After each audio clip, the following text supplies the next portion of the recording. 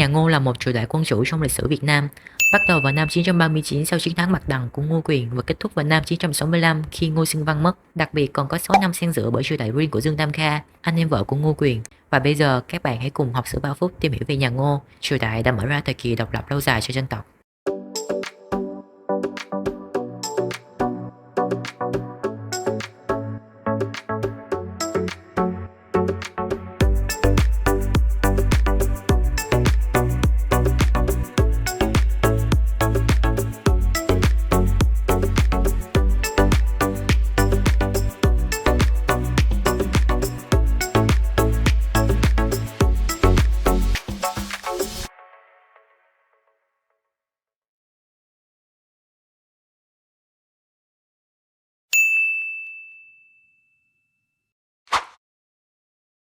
Năm 939, một năm sau chiến thắng Bạch Đằng, Ngô Quyền bỏ chức tiết độ sứ và xưng vương, còn được gọi là Tiền Ngô Vương, vua lập Dương Thị làm hoàng hậu và đóng đô Cổ Loa, nay thuộc Tông Anh, Hà Nội.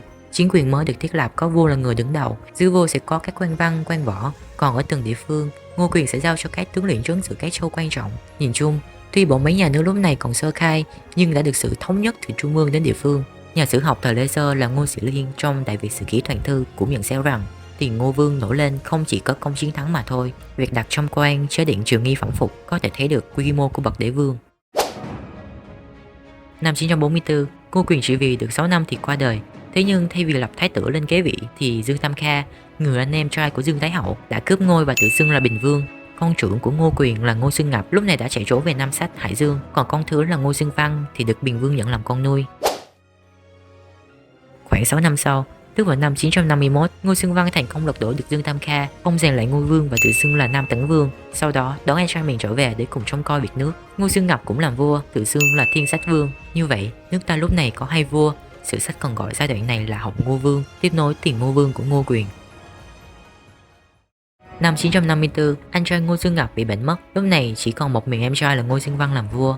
Năm 965, Ngô Xương Văn trong một lần đi đánh quân nổi dậy tại Thái Bình thì đã bị trúng tên tử trận. Nhân cơ hội đó, các thế lực hào trưởng địa phương đã bắt đầu nổi lên, mỗi người chiếm cứ một vùng. Như vậy, chính quyền nhà Ngô đã tan rã, đất nước ta lâm vào tình trạng cát cứ mà sử sách thường gọi là loạn 12 sử quân. Tổng kết lại, tuy cái vua Ngô có thời gian trị vì khá ngắn ngủi, thế nhưng nhà Ngô vẫn là triều đại phong kiến đã đặt nền tảng căn bản về nền độc lập và công cuộc phát triển cho các triều đại kế nhiệm, mà sau này nhà sử học Lê Văn Hưu thời Trần cũng từng nhận xét về nhà Ngô như sau: chiến thống của nước Việt ta, ngõ hầu đã được nối lại.